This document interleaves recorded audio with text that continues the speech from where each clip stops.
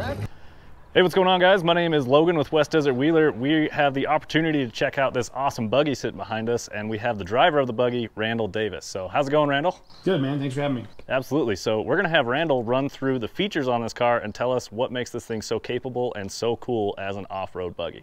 So Randall, let's go ahead and run through the features and talk about what makes this thing just as badass as it is. Sure. Well, to start, we'll go with BFG 42-inch tires. Okay. They're giant tires. They give you additional ground clearance, and they're sticky compound. One of a kind 20-inch raceline double bead locks on the car. So they're bead locked on the outside and on the inside. Most bead lock wheels don't do that. Now, on those wheels, they are an interesting color, which also leads me into the next point. This car has a special name, right? The car does have a special name. It is called Pretty Penny, and it's basically because it's got copper wheels. Yeah, those wheels make this thing super easy to pick up out on course and really easy to identify for sure. As a gift, if you look right down in here, you'll see this little vial, and this is a vial of actual copper from the Baghdad copper mine given to Cody by Aaron that works at the copper mine in Baghdad. Super interesting. I had no idea that was there. That's a cool little Easter egg. That's the lucky charm. Yeah, that's super awesome. So hooked to, I guess, looking at what the wheels are hooked to, what's so special about these axles? Because these are definitely unique. They're portal axles. I believe the outers are from a Humvee. They're Humvee knuckles. And it's a portal axle, so you get reverse rotation out of it on the drivetrain, but the big benefit is the additional ground clearance that you get from the ground to the bottom of the axle housing. Absolutely. I mean, there's probably 1.5 feet up to that diff, something like that. I don't know. I'd Maybe more. Maybe 2 feet. Yeah, I don't know. It's a lot. Super cool. And I spotted for a drag axle car before, and when we first got into this car, I thought we were going to hit the axle on a particular obstacle. I thought we were going to get a rear diff hanger, and it drove right over it. And I was like, wow, there's a lot of room there. Okay, and then up top, I can see this big hydraulic ram here. So definitely something that makes this super capable is the rear steer. Rear steer, yep. Very cool. Yep, it's got front and rear steer, both hydraulically driven. The rear is controlled by some switches up front, which you'll see in a minute. And then the front is controlled by the steering wheel like normal. Okay, all right. And then on the rear suspension, I can see here that we've got 4-link suspension. And then up front, it's going to be a little bit different than this. We'll cover that when we get up there. Another interesting feature on this car is the engine actually sits in the back. Yes, that's pretty wild back there. Rear engine car, keeps the weight in the back. You usually kind of balance that out with some additional weight inside of the front tires, but definitely gives you a lot more visibility up front when you're going over the obstacles to see what you need to avoid, where the cones are and where the obstacles are. Okay, super interesting. How is it backing this thing up? It's a little difficult, but you know, there's a lot of sight lines that you can see when you look over your shoulder. You can see over your right shoulder real well, and then over your left shoulder. I was thinking about maybe adding a rear view mirror just so it's there, just in case. You know, it's kind of nice to have a rear view mirror to look in, but you know, in a competition, you're normally not driving backwards, and if you are, you usually have your spotter spotting you, so he's your rear view mirror. All right, so on this engine, where does an engine for one of these rock buggies actually come from? It's a little Chevy Ecotec Turbo Boost engine, so it comes out of like a Chevy... I think the Chevy Cruze. Cruze? Yeah, maybe I think those have some little Ecotec motors. Yeah, I don't know. I'm drawing a blank on what Chevy it would be. Maybe a little Chevy 4-cylinder Malibu? I don't know. Right on. So small 4-cylinder, which is pretty interesting because, I mean, for a lot of years, the thing to do would be have a big old V8 in there. But now we're dropped down to the smaller engine. Yeah, it's a smaller engine. So with the gear reduction and the portals and the transfer case and the differentials, you really don't need a lot of horsepower to get the car to drive up and down the obstacles that we have anymore. You just need a lot of torque is you know, your friend in that case. Okay, and then I'm guessing it's probably going to end up being a little bit lighter weight too. For sure. Okay, for sure. So which is a good thing because the engine sits fairly high compared to some other components, and you want to keep your center of gravity nice and low on these things. Correct. So let's go ahead and move on into the cockpit, I guess is where we're going to next. Okay. There's a lot of levers and different things going on in here, so can you give us a quick rundown on kind of what some of this stuff is and what it does? Sure. To start with, you've got your power switch on and off. This is basically the power for everything in the car. You got your starter button, and then you got your winch controller in and out, which is, a lot of people refer to it as a suck down winch. So when you get in some pretty steep angles uphill, you can actually use the suck down winch, and it'll compress the front shocks to change your approach angle so your car's not so light in the front. And then you've got your front and rear selectable lockers. Those are air lockers, so there is an ARB air compressor on board with ARB lockers in the axles. Individually, you can control whether you want the lockers on or not. And then also on this panel is kind of a fail-safe rear steer. You push it that way, you push to the driver's side, it turns the front of the tire to the driver's side. If you push to the passenger side, it turns the front of the tire to the passenger side. Okay, makes a lot of sense there. Then you have your shifter, park, reverse, neutral, first, second, third.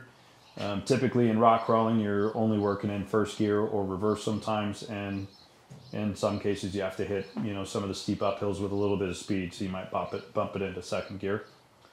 Your transfer case shifters, front and rear, individually controlled. So if you want to do a front burn, you disengage the rear and you have front wheel drive only. If you need to do a rear burn, you'll disengage the front and have rear wheel drive only.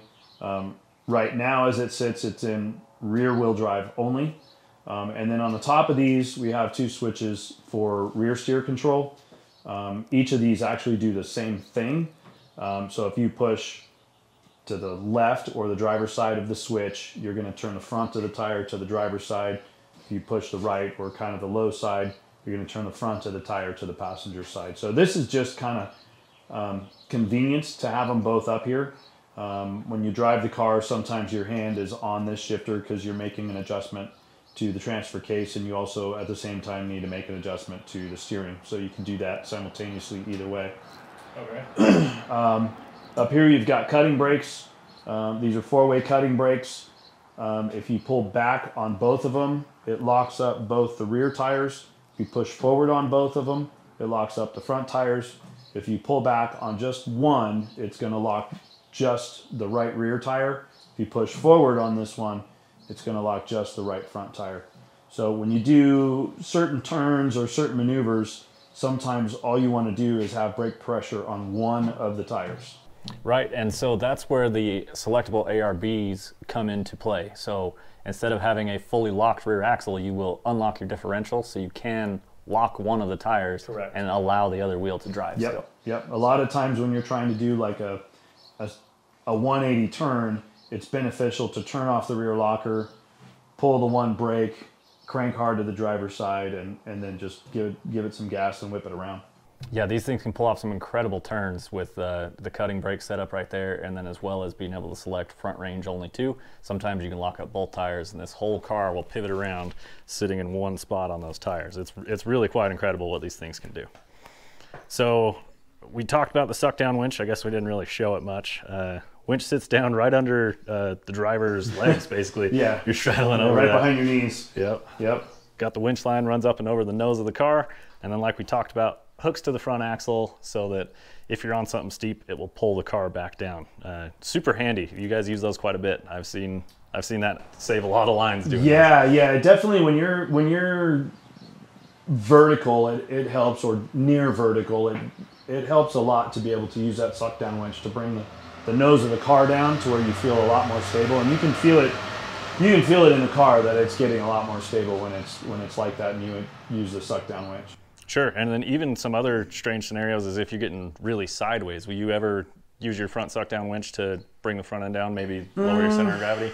Sometimes, not real often, because the rear is going to unload. If you're on a major off camber, the rear might be unloading, and if you suck the front down, that might cause the rear to actually kick up more. So on side hills, not normally. Usually it's mostly only on uphills. Some guys have front and rear suck down winches. This car in particular doesn't have a rear, so. Okay. And then, like I mentioned on the rear, there was a 4-link suspension. Up front, there is a 3-link suspension. So part of the chassis of the car actually comes down, and that's the anchor for your panhard mount here. And then you've got your 3 links, obviously 1, 2, and then the third one's down here. As you quickly realize, there's not much real estate up here. I mean, no, it's packed in. Yeah, and absolutely. As you're driving the car, your feet are a couple inches from that front axle. Yeah, that's pretty wild. And actually, we use our legs as a gauge to how far you need to undo the suck down winch. If you've used it and sucked down the front end, a lot of times we know when we have the right amount out is pretty much by fully extending your leg, pushing the rope forward. So we know, okay, now it's out as far as we need it. Super interesting. So on the front, steering setup's going to be pretty much the same as the rear steering? Yeah, okay. It's all the same steering. Same portal axle. A really interesting thing that I didn't realize till recently is that these actually use a Toyota differential up in here, out of like an old 90s or 80s Toyota pickup. Toyota third members. Pretty crazy on there that a buggy of this caliber runs a Toyota differential. I think that's kind of funny. The one crazy to me is how small the U-joints are on the drive shafts. Those are tiny compared to what you normally see, and that's just simply because there's not a lot of strain because of the gear ratio and the gear reduction in the drivetrain. It's not susceptible to a whole lot of torque from the motor. It doesn't need that much torque. Yeah, and one thing I've noticed of these cars cruising around is the driveline speed seems really high for how fast the car is actually moving. And again, going back to the gear reduction in the axles, your driveline is going to be spinning faster because there's gear reduction. So the axle shaft comes out here, hits a set of gears through this knuckle, and then has the output shaft there. So there's this whole offset area which gives you your extra clearance on these portal axles. So yeah, cool. And the funny thing is these spin reverse. This axle, when it comes out, is spinning backwards because the stub axle shaft is spinning forwards. Right, yeah, that's pretty wild. So, well, cool, man. I'm really looking forward to the 2021 season to see Randall out there in Pretty Penny. You can find him out there in the Lasernut car. Well, awesome, Randall. Thanks so much for running us through this car. It's a really cool, very capable rig. I've seen it out there. Congratulations on your first win of the season in the Supercrawl event. That was really cool to see you out there. Where else can we see this car in action this year? Both competitions. So it'll be the Supercrawl rock crawling series and then also the WE Rock rock crawling series. So our next competition is in 2 weeks, May 8th and 9th, up in Cedar City, Utah. So come on out. Cool. Looking forward to it. Thanks again, man. We will see you in the next one. You got it. Thanks, Cody.